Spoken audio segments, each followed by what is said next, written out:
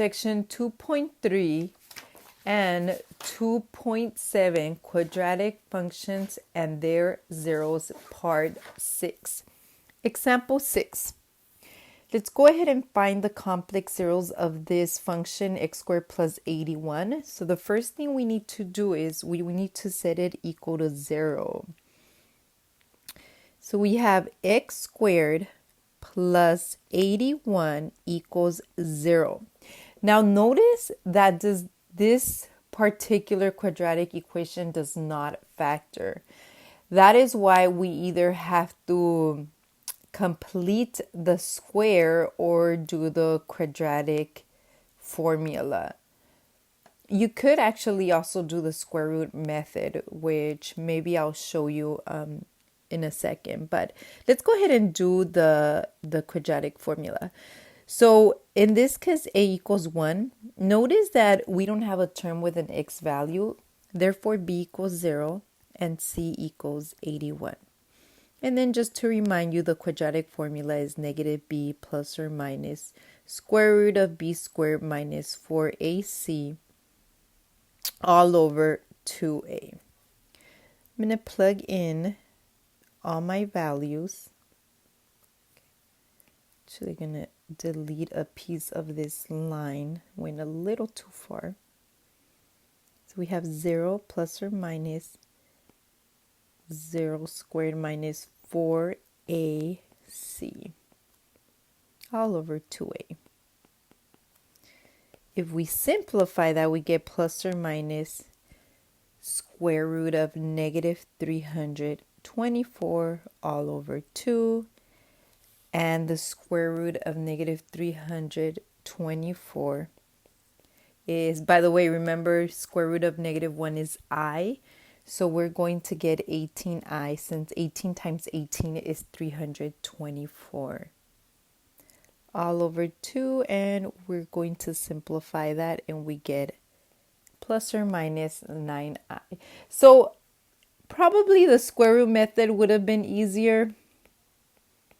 But now at least you've seen what it looks like with the quadratic formula. So I am going to do the square root method just to show you.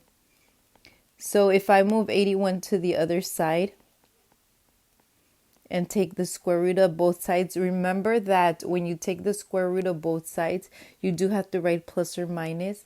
So we get x is equal to plus or minus 9i.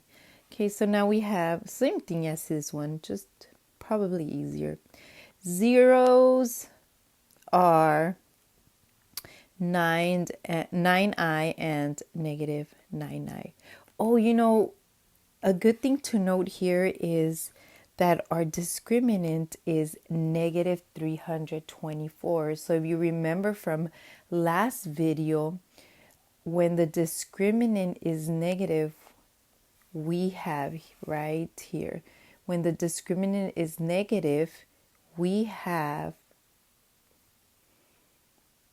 two complex zeros, meaning we get imaginary numbers for our zeros, which as you can see, we did in this case, we have i's.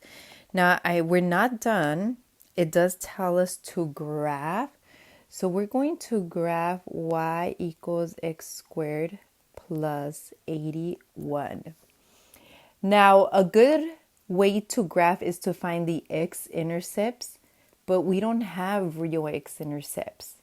So we don't have real ones. We only have complex zeros. So in that case, we're just going to use the y-intercept. Now, if you recall, to find the y-intercept, we said x to 0. And therefore, the y-intercept is 81. And you know I always have you write it as a point so that you know that it is a point. Okay, so I'm going to go ahead and graph this function. Now, I know it's a parabola because it's squared, it's a quadratic, okay? And I know that it does not have any x-intercepts. So because there are no x-intercepts, it's never going to cross the x-axis, but it does cross the y-axis at 81. And I might do it a different color so you can see what the graph looks like. Okay, and there's our parabola. This is y equals x squared plus 81. And not a big deal, but I'm actually going to write f of x since this is a function. For quadratic functions with complex zeros, if a plus b is a solution or a zero, so is blank. Well, you saw in the example above that 9i was a solution, but so was negative 9i. So if you have a plus bi, if a plus bi is a solution, so is its conjugate. Conjugate just means that if a plus bi is a solution, so is a minus bi. You have the opposite signs. And the reason why, again, is because if you look up here, we have plus or minus. So you're going to get a positive 1 and a negative 1. A positive 0 and a negative 0.